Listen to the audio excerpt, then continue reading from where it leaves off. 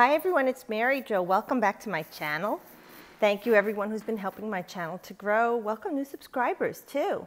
The little annotations that I put in that are on my videos will be going away soon. I don't know why YouTube is getting rid of them. So when I say thank you to my subscribers or welcome new ones or add any extra little comments, won't be there sometime in May. So don't think I stopped doing it. It's just something they don't allow to do. And if there is anything I need to emphasize, I will put it in the, when you hit more on the bottom underneath the video, in the little memo there, I'll put some information for you. But thank you again and welcome new subscribers. This is entering April now. This is our weekly reading for April 2nd through the 8th, 2017, and the sun is still in Aries. We just came off of a powerful new moon in Aries that started our astrological year, and the first new moon, and it is in Aries, the first sign of the zodiac. It's new beginnings for all of us in this one vibration. So we know that it is the time for us to start a new cycle for 10 years. And many of us are saying, well, hallelujah, because I needed this. And then some of us maybe profited in those last 10 years. You know, it depends on where things were in your chart. And you had a good ride. So you've had it a little easier. And I'm sorry if it gets shaky. My son's cat is still here with me, Ash. So I'm going to try and see to steady the camera. He's obsessed with the tarot cards. Okay, but let's begin. We start here, and I did it different. Before I even started, Spirit said to pick an oracle card, and I didn't question. I just grabbed the deck. And the first card out, I could see why, and then I just pulled another card, and that was some clarification, and then the oracle card. But let's see, we start off with the Three of Swords. Now, for some of you, this is a separation or broken heart. This is a grief, a loss of someone that you loved, either that they crossed over, and I'm deeply saddened for you, and I offer you my sincerest condolences. You have not lost them. In the physical, you may not have them, it's true, but they are always with you. And then if it's for others that have lost someone that they love through a breakup or separation, you feel like your heart and your head are at battle here, because this is Saturn and Libra. Saturn is about learning lessons in life, and Libra is about the relationships. So they're saying for a lot of us, this is a lesson in relationships. For whatever it was when it was good, or if what we thought now in review that it was good and it was not, we have learned. This person was here as a catalyst in our lives, for our life experience, for our love experience. This person affected the way we thought and spoke, and definitely the way that we felt. Now with Saturn, it is, like I said, about learning lessons. It is about structure. It is about form. So with this relationship, and the three is that energy of creating something, and it was the choice that you made to be in this relationship, or perhaps to end it. There is some still battle going on with your head and your heart, or maybe even with the loved one, because they're saying with the swords, it could be still cross words are going on between you, or thoughts of emptiness, or even thoughts they're saying of, I don't want to say hatred, but anger and resentment. Right now they're saying don't shoulda, coulda, woulda on yourself. This person was here for a purpose in your life, for you to grow and evolve, and so were you in their life, whether you see it or not, whether they see it or appreciate it or not. It does not matter. It is what it is. Now, although we do have some clouds over the issue still with our heart, it's something we need to work through. Saturn is about putting the work into it, okay? And I'm saying with the work, it's about reviewing it, okay? Venus is retrograde right now in Aries, but it will be going into Pisces. So it is definitely about reviewing it. Where was there a fantasy? Where was there reality? Where did you allow these things to happen, saying, oh, it's just normal. That's how it is in relationships, and where you accepted things that really, in your heart, or maybe even your gut, or even your solar plexus, they said for some of you, felt your disempowerment, or felt that you were losing your creative self, or that your heart center was affected by this. So with the three, we know we're about getting creative here. We know it's about the next step. You know, the one and the two form the three. So, oh, and they're saying too, for some of you, if it's you're fearing a breakup because of the distance that's going to be between some of you, and I mean, okay, physical distance, like, okay, so some of you have someone maybe who's going away to school or leaving the state or your community, and you won't see each other the way you normally do and interact the way you do regularly. and you're being separated because of a job, a career, or something like that, family, friends, and you're living in this fear that you're going to break up or it won't work out, you need to stop thinking that way. They said you're working hard at keeping the relationship together by getting those thoughts out of your head. Okay, your thoughts are creating this misery. This is only temporary. And sure, your heart is aching or you're worrying, they are too, but don't dwell there, they're saying, because this is just a temporary separation. It's not the end. You're creating something that isn't there right now. Be very careful, they're saying. Okay, so if that makes sense to some of you too, that it isn't doom and gloom, but it's what you're perceiving it to be. And boy, can you imagine the worst there. Okay, but yeah, with the 3, we're talking about creative energy here to move on, put your ideas into something else. And then we have the Wheel of Fortune.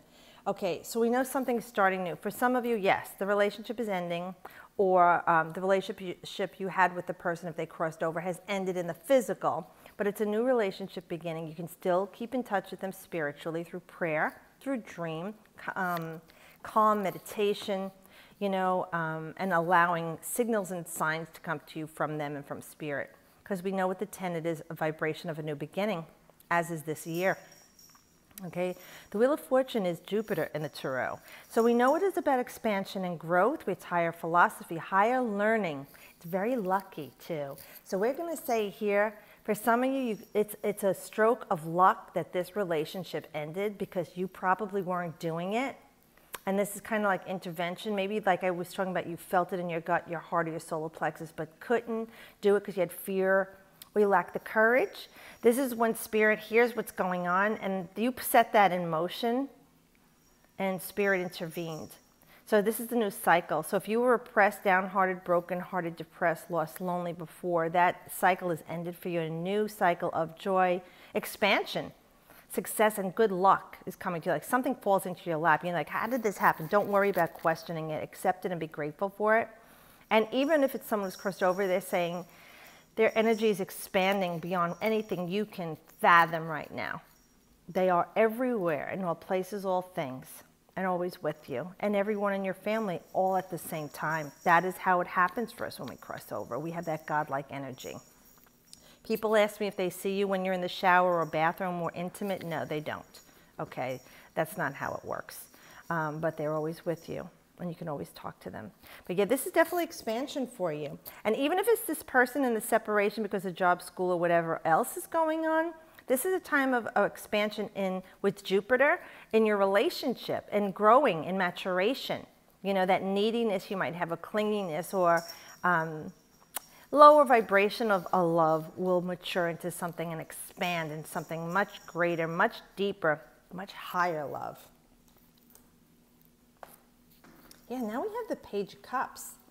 For some of us, it's definitely our spirituality we got to control. You see, like the fish is a symbol in many religions of faith.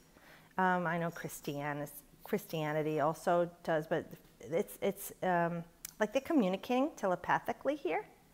And the cup is in your hand. So like you got to hold on your divination. We've been talking about your divination and intuitive skills for the last few months. And for those of you that it resonates with, it's saying the ripples, the emotions are behind you, like the worry, the fear, the doubt. It looks like you've been working the work that we've been talking about, work, not about 60 hours a week, working on manifesting, laws of attraction, prayer, meditation, higher self, whatever you go to.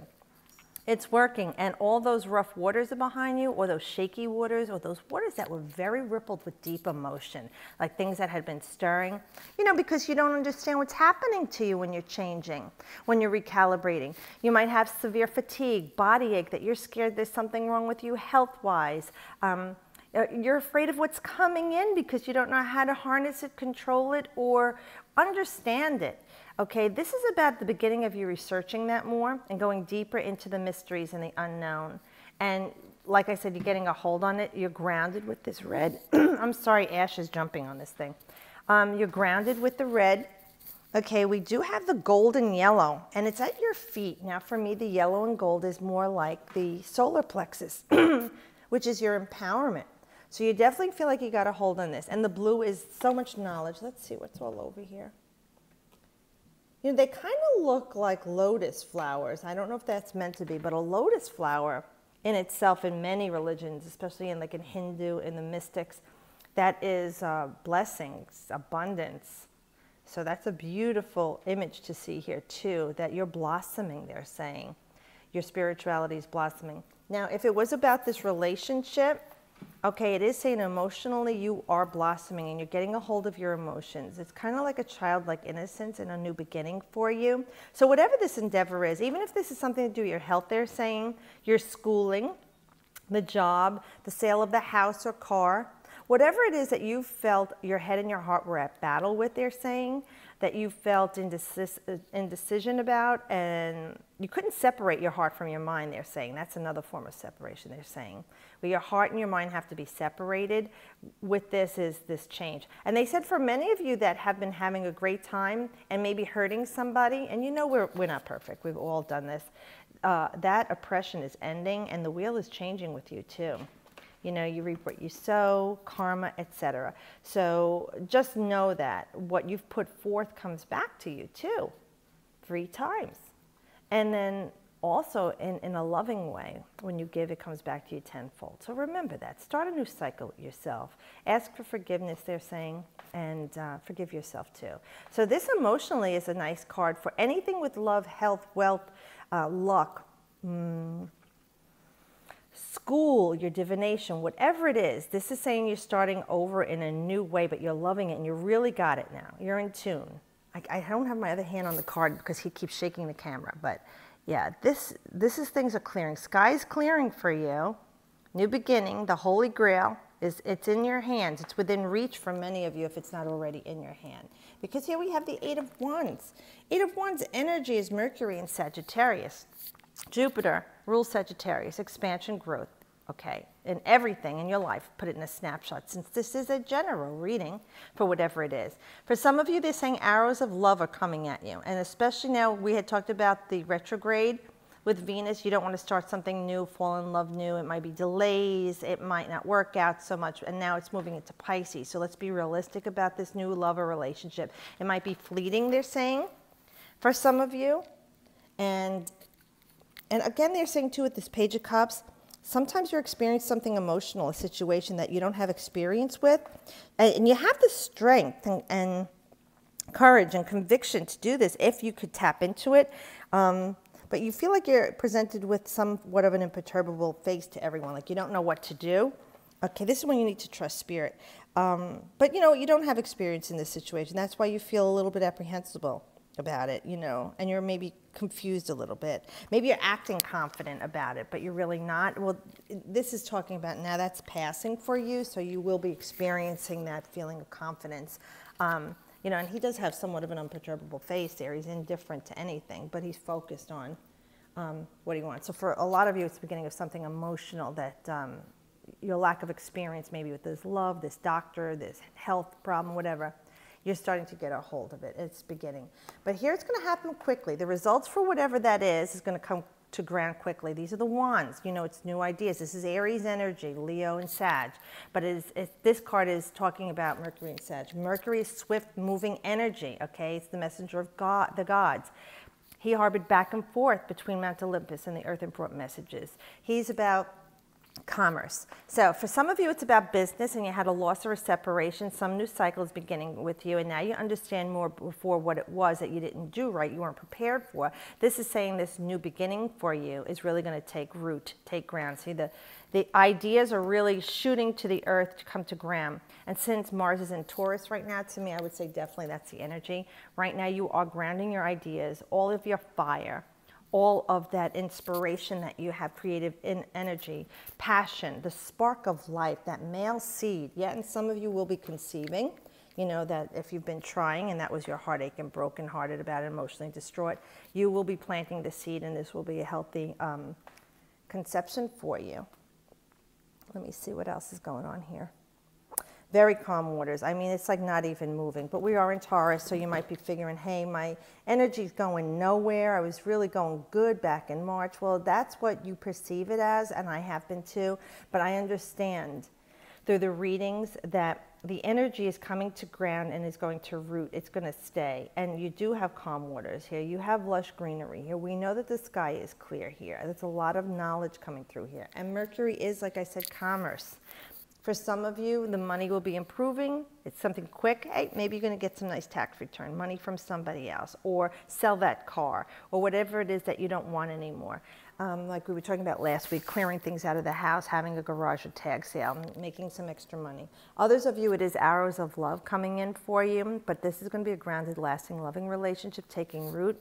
We have that 8, the number of infinity, that energy that always was, always is, and always will be. So this could even be a soul relationship coming in. And if it was something that was going on with family members, this is going to be a healing for you too, taking root, you know, because Mercury does rule the 3rd house of communication, the way we write and think, you know, and assimilate energy, taking it all in. But it is about siblings, your brothers, sisters, cousins, aunts, uncles, neighbors, neighborhood, short jaunts, and your car, okay? Anything, or mode of transportation. If you have a plane or a boat, you're trying to sell, you know, or a train, you know, whatever it is. So this is something coming in very swift, but it's expansive energy. It is luck, okay? It is a higher form of what it is. Because with Mercury, it rules Gemini and Virgo. And Gemini, we know, assimilates information, very social butterfly. Virgo is putting that into action, into long-lasting energy. And in the opposites of those polarities, we have the Sag and the Pisces. That's the higher form of the information being pushed out to everyone. So for some of you too, if it's in a teaching mode or something you learned, it's really going to take root for you, and it's maybe you're passing this information on to others and helping them too in their lives, because this is a very grounded, stable energy with that 8. And then they wanted the fairy oracle, so I did. I picked a card randomly. I just spread out the deck and pulled a card. This is beautiful. I love this imagery too, beautiful. And I just randomly picked the card out, and look what we got here, fairy lovers. And I was kind of like aghast when I took this myself, you know, especially with all this Venus energy and Jupiter's retrograde in Libra, which is about relationships. Many of us are finding this love in our life. And primarily it is about a lover in a physical form, all right? And for others, it is that thing that you feel completes you. That is that love of your life that's missing. And since it's in Venus, it could be anything 3rd dimensional, anything tangible, the jet skis, the boat, the car, you know, that beautiful dress you saw, those Louboutin shoes, whatever it is for you, the piercings you wanted, tattoos you've been trying to get the money to save for 3 years, whatever it is, that thing that you feel coming to you.